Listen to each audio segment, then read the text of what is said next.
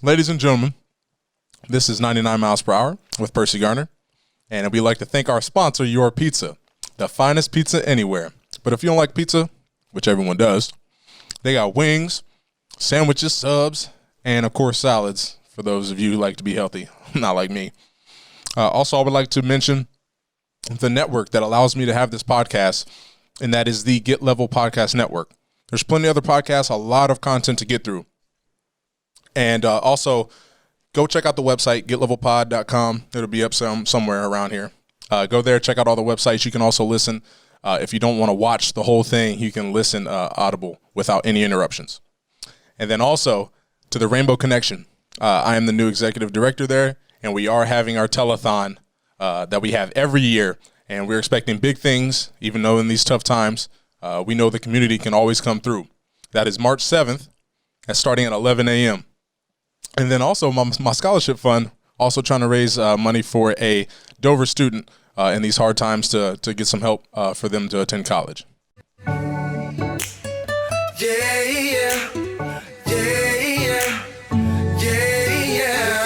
Welcome to me casa, make yourself at home, do your do. Welcome to my pad, this your lab, go create your move. What's good, everybody? Welcome to the 99 miles per hour podcast with me, your host, Perci Garner.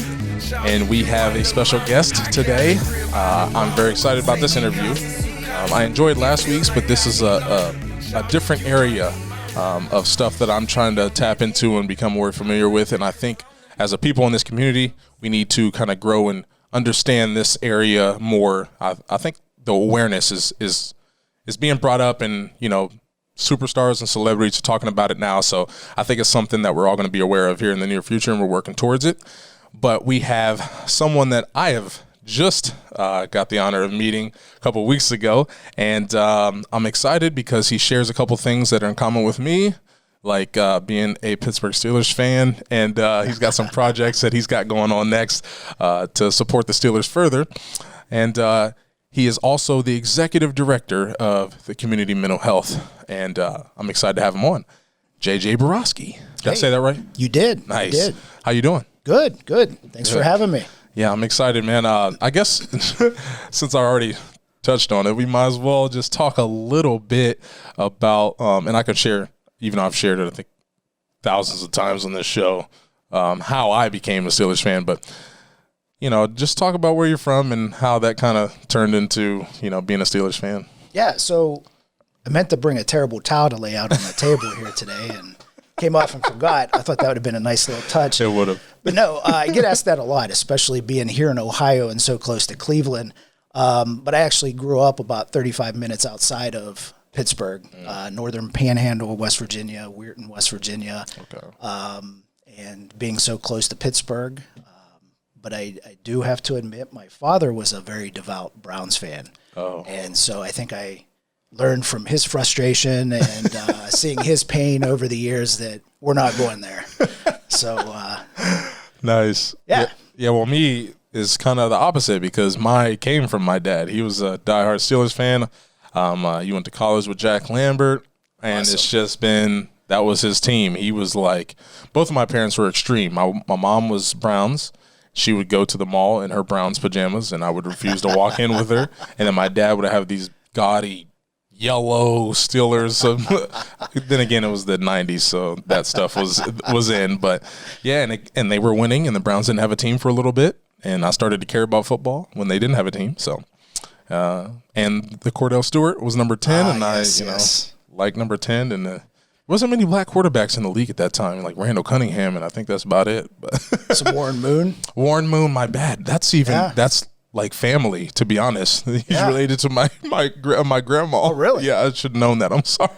Pittsburgh-Houston rivalry? Yes. The Oilers. Yes. Oh, man. Those were the times. I don't know. Josh, I mean, you're only 1 year younger than me, but, the Oilers, and do you remember that time? I got into football a little bit later. Oh, okay. I like to talk to him from time to time for no reason and just bring him in, even when he's trying to edit and make everything good over there. But hey, he can multitask. What's the guy on Fallon that is off and they bring him in every once in a while?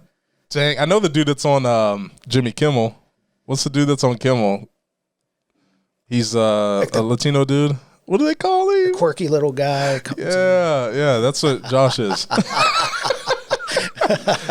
But yeah, we might have to get you on camera some more. Eventually, we're gonna get him on these shows. But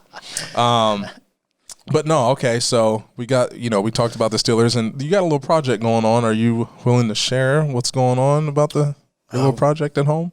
At home? Yes. Oh, yes. So we'll be starting the Steeler room soon. Yes. Finishing the basement. Putting up the prized possessions. Yes. I saw a couple in your office. So yeah. Because I felt like I don't hear the name. It was Greg Lloyd, right? Greg Lloyd. Yes. I remember that guy. Wasn't hired for his disposition. I'm excited, though. Maybe I'll make it down there to see what inspired me, because my basement's not even close to being finished at all. So,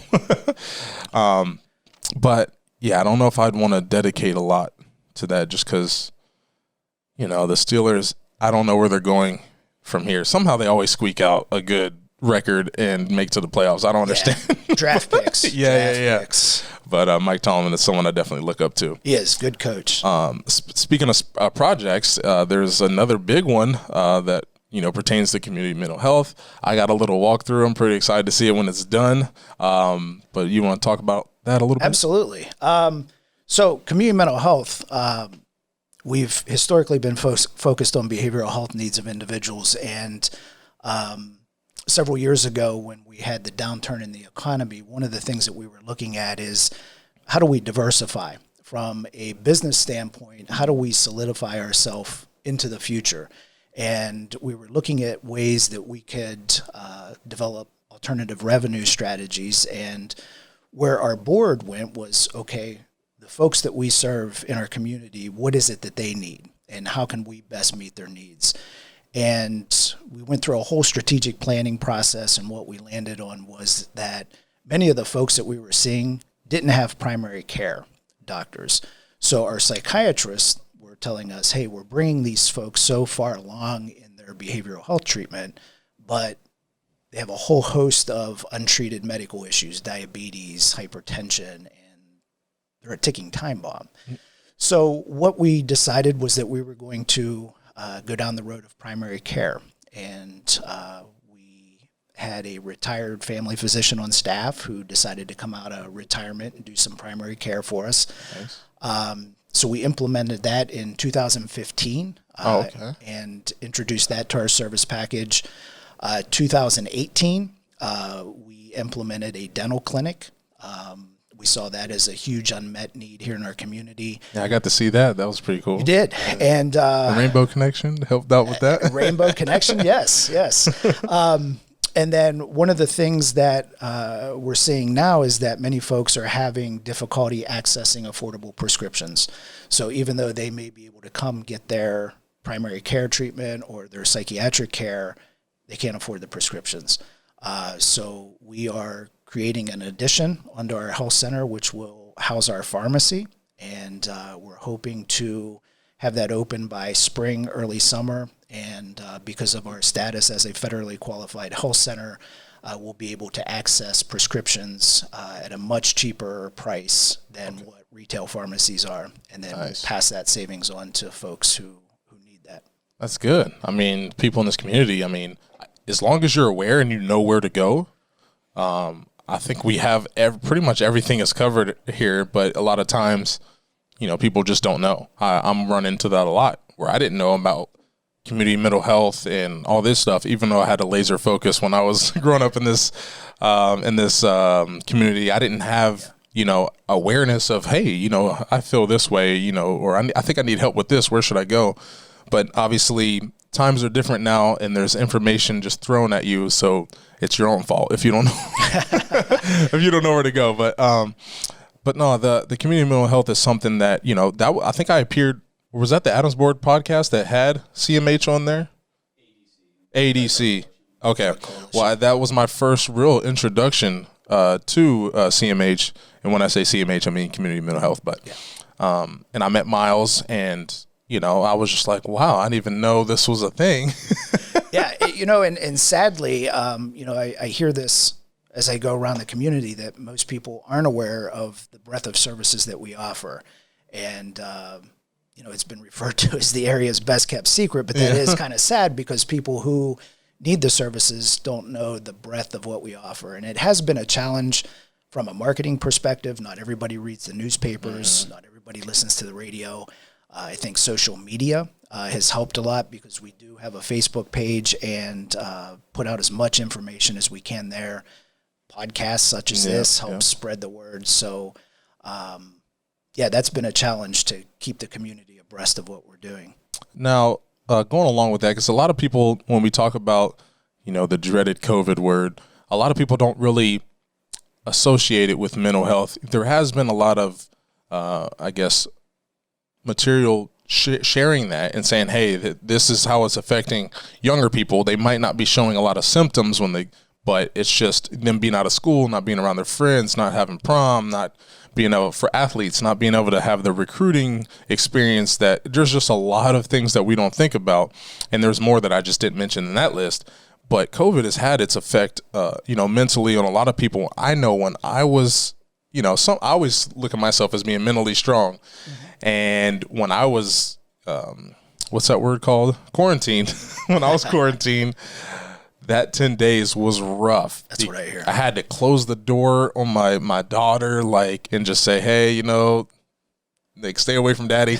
It wasn't a good experience. And, sometimes us men, we joke we'd love to just be alone, but it was not a good experience. And I can see how someone who hasn't had my life experiences that may not be able to accept that adversity right then and there in the moment and look at it as a learning experience, but look at it as, wow, this is terrible. And their mental health could drop. I mean, that's obviously something directly you guys, can help with.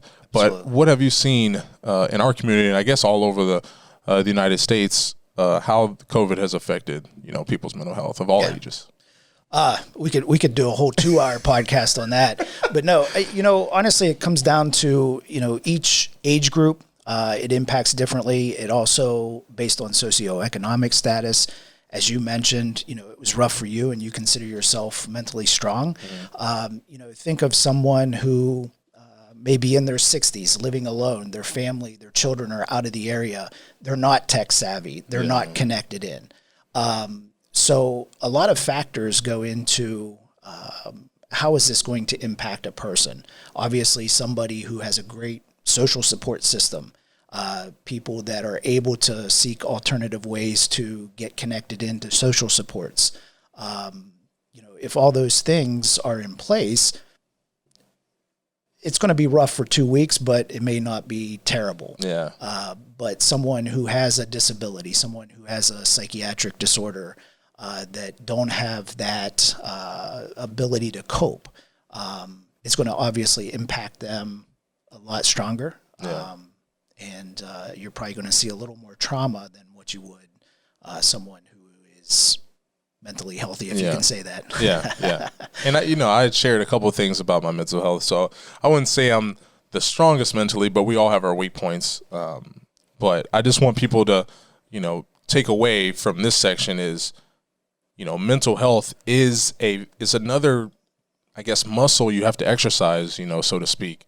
A lot of people think, I got to get smarter, and for my body, my physical, shape, I have to lift weights and run and exercise. But, you have to, instill confidence, and I'm trying to do that in my son, because I know with me, there were some areas that my confidence lacked, and it kind of hurt me long term in some areas. So I know just building up people around the community, just being nice. I mean, I saw the sign today at the YMCA. It said, spread kindness, not germs. So exactly.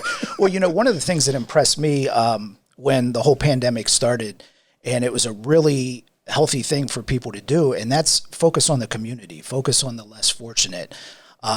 We saw a lot of the community members focusing on the small business community, and not so much focusing on ourselves and having that intrinsic focus, but how do we help others? How do we help those that are less fortunate or maybe struggling more than us, and extrinsically placing that focus outside of ourselves. Yeah. And I think that is a big positive coping strategy that many people took in the beginning of this pandemic. And I think it was big that you said people struggling more than us, because we're all struggling. Oh, yeah.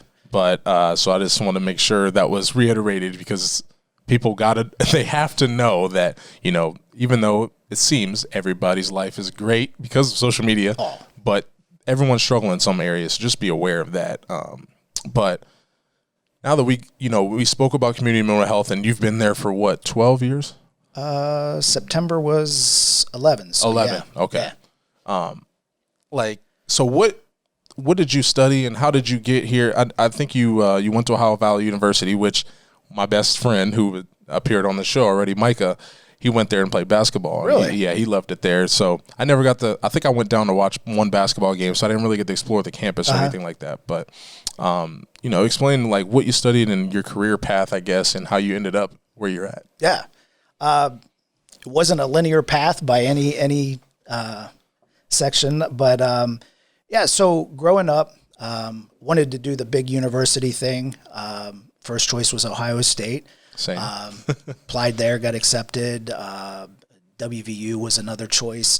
But growing up, my parents were pretty devout Christians and valued what a Christian environment brings to a young person as they're growing up. So my parents really pushed for me to go to a Christian university. Nice. And so when I didn't get the chance to go to Ohio State or WVU, my choice was Pepperdine, which is on the coast in Malibu. Wow. It's a Christian school, you know. Oh, I didn't know that. I have some teammates that went there, though. Really? Yeah. So, of course, they nixed that because it was too far away. So ended up at Ohio Valley University and started out, I always knew I wanted to do something that helps people. And I started off as pre-med, did 2 years at Ohio Valley. It was Ohio Valley College at the time, but it became university since then. After my second year, I transferred out to Alderson Broadus for a short period of time into their physician's assistant program. Nice. Decided that campus, that wasn't for me. Came back and took up psychology. So I finished there with a degree in psychology and a minor in biology. Following that, I was going to go to Marshall University, but got a job back home, which allowed me to live at home, cut costs, and go to school at the same time. So got my master's degree in clinical counseling at the University of Steubenville. Nice. And have been in the field since. So that's been about 22 years. I've been in the Ohio public mental health system. Nice. So you've got experience. A few years. You could say that. Well, that's good. I mean, it's always interesting hearing people in their, because I think I have a crazy story in how I ended up in pro ball and all that stuff. But I just love hearing, the path people took and what they had to learn to get past this, or, what you excelled at, what you didn't excel at, which we'll get into in a little bit. But what do you think, if you can narrow it down to one or two, what are the two biggest things you've learned, coming to this community and being a part of the organization of community mental health? Narrow it down. Well, obviously, much of my career in the beginning was spent doing direct service, working with kids and families. And I can tell you that was just packed full of learning experiences. I think back to the time when I was working with the West Virginia Youth Advocate Program, and they work predominantly with kids in the juvenile system, going through the adoption process, juvenile court, that sort of thing. And I worked with a lot of kids in foster care, and some of these kids were, I'm just thinking of them in my head still, 7, 8 years old, and they had been through more in that time than I had in 20 plus years of life. Wow. And some pretty grotesque type situations and things that would just, I'm getting chills just thinking about some of it. And, that has made me realize that everybody has a story, and to truly understand a person, you need to understand where they've been and how they have developed their worldview. And that's left an impression on me that, most of the time in today's society, we're so quick to judge, but we don't understand what a person has been through and what has formed how they see their world and how they choose to interact. And that has just really left an impression on me. Well, I think that's a lesson that we all need to learn. Some of us are forced to learn, quicker than others. I know I was put in position with being an athlete all through college and professionals. I was put in, I mean, if you think about, remember the Titans, obviously my situation wasn't like that, but you're always put into these locker rooms and you have to get along. It's just, and you don't really think about, that many of their backgrounds until you go through some adversity with your teammate, whether it's on the field, off the field, no matter what. Then you start to, that's when, you bond a little bit and you kind of understand that person. You look at them differently, as opposed to the first days when you show up at the field and you're just like, okay, this dude likes country music. He's probably like this or whatever. But it's definitely a valuable lesson. I'm glad you brought that up. When that's, something we don't talk about again is, the stigma associated with mental health, or talking about a person's background and trying to understand.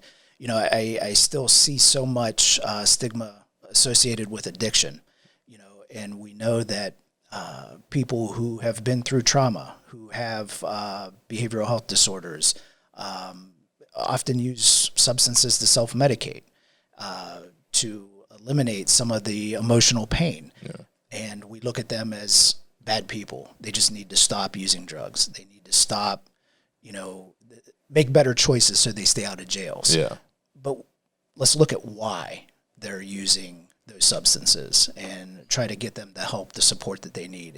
And so much we still don't recognize the importance of good, as you said, mental health, behavioral health care, and getting people back on their feet and recovering. Yeah. I mean, I've experienced a lot of that in my life, as not firsthand, but just, from a view. But I mean, take it as if you see people a certain way and you're like your example. Oh, well, they use drugs. They need to stop doing that or whatever. We all have our ways of escaping, the stress of our life or whatever it is.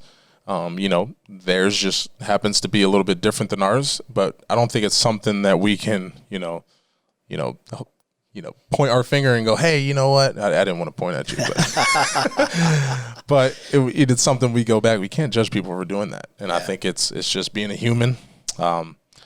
It seems hard nowadays to just be human, but I think it's pretty simple. It's just, it's part of my nature. But I think it's also based on how you're brought up. If you're brought up in a negative home, that's just how you are. So, obviously if you want to better yourself, I think you can get help and surrounding your people with positive, absolutely. Yeah. So, another thing I want to kind of ask you is, who was someone, and I love this question, but because usually I get the same answers and it's all right. I'm just going to, steal your thunder if it's the same thing, but it's usually grandparents is one of the answers. And I love that because that's the same for me. But in your life, who has supported you or / inspired you the most? Now, obviously I know there's probably tons of people you can name. But they won't be mad if you don't mention them. So. But just, the ones that had the biggest impact. Yeah, no, probably one that you hear a lot is no different than mine, and that's my parents. Mm-hmm. I grew up in a family in Weirton, middle class. My father was just like anyone else working in the valley. What did you do? You grew up and you went and worked in the steel mills. Yeah. Busted his butt so that our family could have everything that we needed. Probably crossed into the line of once, but would work, 12, 24 hours a day, doing different shifts in the mill, helping put us through college. My mom was an administrative assistant at a couple different places, and she worked full time growing up. So they really instilled in us the value of work. But also, as I mentioned, they were devout Christians, and we went to church services Sunday morning, Sunday evening, Wednesday. We missed sports practices because there was church on Wednesday. Nice. And so they really instilled in both me and my sister a strong set of values and a strong set of morals and beliefs and, the value of humanity. Yeah. And those, I think, set the foundation for where I am today. And of course, getting out of college and even in college, professors that really did an excellent job at helping us understand the value of being human and helping people that are struggling. Getting out of college and thinking of early mentors in the field, other counselors that really took me under their wings. I think of the former executive director that I used to work for, Mary DeNoble. You can thank me later. But she really took me under her wing and, really gave me a lot of learning opportunities that most people don't have. And so there was a lot of people along the way that I probably wouldn't be here if it weren't for them. Nice. Well, it's good that you recognize that. But the thing you talked about that I thought I wanted to, just emphasize was, people don't realize the impact they have in your life when they're doing it, especially probably Mary. She probably was just like, well, this is what I have to do. This is someone who's, maybe, I don't know if she was thinking at the time, maybe replace me or whatever, but she probably saw that you had work instilled in you by your family and you were a hardworking individual and you wanted to, make something of yourself. So she probably poured into side like, okay, this is someone I want to spend time with and kind of help. But it's something that I, growing up, didn't really attach onto as much as I did later. I feel like once I hit 24, 25, 26 is when I was like, not that I figured life out, but I was like, oh, wish I would have known this like 10 years ago. Yeah. And it's just whoever's doing exactly what you want to do, just ask them. I don't know many people. If I'm like, hey, JJ, I want to learn a little bit more about community mental health. You have a lot of experience there. Obviously you like it, so you're not going to shy away. You're going to share. And I think it's important that, especially young people, just, you don't have to use the word mentor or anything like that, but just look for people that, that are doing something that you want to do and ask them for help. I mean, it's very simple, but I just feel like, it's not cool or something like that. Well, so. I don't know if you've hit this. I think I'm older than you. I know I'm older than you, but, probably about 5 years ago, it hit me that it is really about giving back, not just, doing what I do to get paid, but, working with students, interns, working with people in the public, volunteering time, giving back of your skills, your talents. And, I think that's really what it's about too. Not just, hey, here's my job, here's what I do, but how do I give back to young people? How do I give back to the community? And I think that's an important thing. And I think that also just comes with who you are and who been raised and how you've been raised. And for me, it's been something that I think in my last, job with ComDoc, it was a great job. I could see myself working there forever until I retired. But I just felt like I wasn't using all my gifts. And I feel like my gifts are, obviously being able to conversate with any type of person, old, young, rich, poor, it doesn't matter who you are. I feel like I can find a common ground with you and we can develop a relationship. And, that only doesn't just help that individual. It helps me as well. I just like being around people. Oh, absolutely. Absolutely. But I kind of want to, talk about some of your hobbies. Obviously you love football. But there's some thing that I learned when me and Carl and you had a little sit down, and that's you have a skill of making something.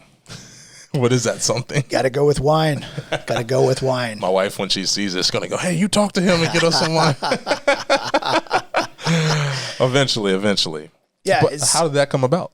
Well, gosh, I don't even know how many years ago now. It's just I started liking wine, especially the sweet wine. And I think some of the early wine that I had was Brighton Baugh. And so I started. Brighton Baugh. No, I'm joking. So I started reading about it, the whole winemaking process, and read about it for 3 years. I loved chemistry and all the sciences. Wait, what? You loved what? Chemistry. So I just decided to jump into it, and I've been making wine for about 7 years. And initially it was about drinking the wine, but anymore it's about relaxation, coming home, got a little cellar set up, turn on some Sinatra, some Dean Martin. Oh, wow. Look at just you. Tinker around with some wine. Nice. Yeah. And I feel like there's a whole, like I was just watching, I wasn't actually watching it on TV. I came across a video, guys, that was talking about how funny Kevin Hart was, but it was the Kelly Clarkson show. And they had a wine expert on there with Kevin Hart. And Kevin Hart, you know, he knew a little bit, but, you know, just hearing the expert talk about everything that goes into it, I was just like, blown away. Like, wow. I just, you know, for me, I like the taste and I just, you know, drink a little bit, but I'm not a big drinker, but that was how I got introduced, because I didn't drink alcohol at all for the longest time. And then someone's like, hey, you know, this tastes, you know, good. It tastes like fruit. I'm like, all right, whatever. And I think I saw somewhere that someone said, hey, wine is fruit. You can get your daily fruit intake from that if you would like. So, but I think it's pretty cool. And I will be, you know, tugging, you know, hey, JJ, let me get some. Yeah. Nothing brings people together like some wine and a nice charcuterie board. Wait, what is that? Charcuterie? No, I want to learn though, because my wife, now everyone's probably gonna make fun of me, but my wife used these two words that I'd never heard of. The first one I should know, but it was palpitations. I was like, what is that? Just say your heart is beating out your chest. And then the second one was we just moved into a new house, and it was I just called them light coverings or whatever. And she was like, no, it's a sconce. I was like, what is a sconce? Josh, you know what a sconce is? It's just little pastries. Well, now you know what it is now, but it's those pastries you dip in coffee. Yeah. That's what I was thinking. I was like, blueberry, oh yeah, I know what those are. Chip. Yeah, I got introduced to those at Panera Bread. But learning, you know, this vocabulary and like stuff like that, I want to, you know, seem smart. You know, if we're at Brighton Ball, and I'm like, oh yeah, look at this. All right, go home. Would you charcuterie? Call it? Charcuterie. Yeah. It's those big boards. You get them, and they have different meats and cheeses. Oh, I almost bought one of those for my wife. Okay, I'm there. I'm with you now. Okay. Yeah. Good. Well, talk about it tonight. Yes. Before she sees this. Yeah, this won't come out till Tuesday, so she don't really watch all my podcasts anyway. She just watched the one with our son on it, but I'm trying to get her on there. But no, that's great. That's awesome. But so obviously we talked, you know, about the wine and stuff. And is there any other hobbies you think you want to share, or you know, we want to get to the weaknesses of what you had to grow on to land where you are now? You know, really a lot evolves around work. I do have a 13-year-old daughter who lives in St. Clairsville, so we spend as much time as we can. And summers, I like to get a few rounds of golf in and increase my frustration level. Yeah, that's where I'm at. But my wife and I, this summer, with the whole COVID thing, we decided to jump in and buy a boat. So boating is a newfound hobby through this summer. A lot of people are doing that. A couple of my coworkers got boats too. Yes. Oh man, well, ex-coworkers, but but yeah. That's awesome. And I'm not really, and I hate to fit into the stereotype, but I'm not really, big on water. But one of the All-Star breaks I had, I went out on a lake in West Virginia. Or just Virginia, not West Virginia. Because I was playing in Lynchburg, Virginia, believe it or not. But when the Indians told me they were sending me there, I was like, no, I don't want to go there. But we went out on the lake with some of my teammates, and I was like, we were just out there all day on a little pontoon, and it was just so relaxing. Yeah. I was just like, man, I see why everybody loves, being out on a boat. Yeah, we kept it at Tappan this summer, and we'd get off work, go pick up a pizza, and go sit on the lake for the rest of the evening. That's what's up. How'd you meet your wife? Through work. Okay. Yeah. Nice. So how long you guys been married? Uh-oh. You had to ask. No, we're on a year and a half. Okay. Yeah. I asked you fast, too. You did. It's been a year and a half. Newlyweds still. Nice. Now, I'm kind of curious because obviously I've taken this new role at Rainbow Connection, and I'm all about trying to figure out ways to get involved in the community as much as I can. Now, obviously, I know community mental health. You're involved in the community as is, and you're expanding that reach through social media and stuff like that. Is there any projects or anything you have on mind that you think you want to do in the future? Doesn't have to involve the new building that's going to offer something else to the community. because you pretty much got everything covered almost. But is there anything else you feel like, we need this, or I want someone to do this, or a community mental health, we want to do this in the future that's going to directly impact our community? Oh, absolutely. One of my mottos for myself has been, as an organization, if we're not growing, we're dying. And so that has kind of been the push all along is we get a project done. What do we do next? And so what we know in the community is that it's for those higher level of care for residential services in terms of treating addiction, accessing detox services. We have nothing like that in the community. Okay. So for anyone needing that, you need to go to Canton, Akron, somewhere outside of the area. So obviously that is something that we're focusing on, that's on our radar. Also continuing to expand our services. We know that many folks in the southern part of our county, Newcomerstown, Yerkesville, Denison, have difficulty getting up here to access services. So how do we make services more accessible to the community by creating different locations around the community to deliver those services? Nice. Also, another big push of ours has been getting services outside of our walls. We know that we have some very rural parts of the community, and we don't have public transportation systems. We have some in Horizons, SEA, but still people have difficulty accessing services. So, we've moved services into school districts where we're providing counseling, case management services. We do some on-site programming in the Common Police Court, in their diversion program, community corrections program. So we're constantly looking for ways to move services outside of our office walls so that people can access those as easily as possible. Nice. That's exciting. For me, who grew up and not really paid attention to what the community needs or what, we can offer to, our community, for me coming back now, it's a whole different, vantage point I'm looking from. And it's just good because, when I'm playing, when I was with the Indians or anybody, it's, what's Dover? Actually, Jim Tomey knew what it was. Really? Jim Tomey says, oh, yeah, on 77, I've seen that sign before. And I thought that was pretty cool. But Jim Tomey is one of those, they say he's the kindest Hall of Famer there is, because a lot of people, they're, I'm so-and-so, I don't need to talk to a minor leaguer. But Jim Tomey he was pretty cool. I played with him for a little bit, so it was getting cool to talk to him.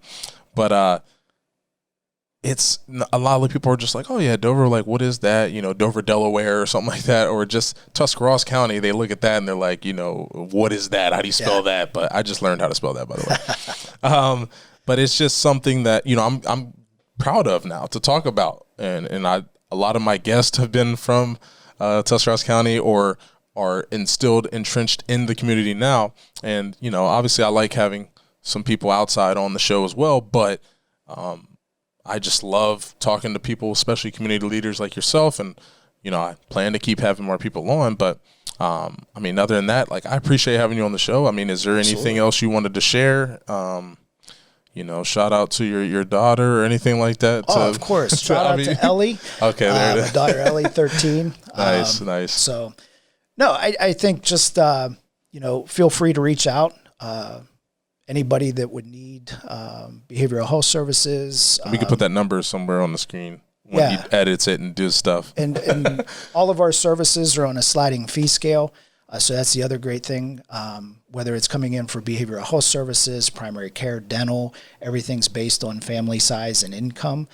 So even though you may have insurance and one of those deductible that is like $20,000 a year that you're never going to meet, we still evaluate you for the sliding fee scale in our primary care and dental services. So nice. We want to make services accessible to people as they can, and that payment isn't an issue. Yeah, so anybody can come no matter how much money you make or how little. There's a way. Gotcha. Absolutely. Like it. That's important. Well, I'm ecstatic. I want to see what you guys do in the future and, how we can work together and how I can learn from you since you've been, doing your thing for, so long because, you're old. No, I'm joking. Look at the gray.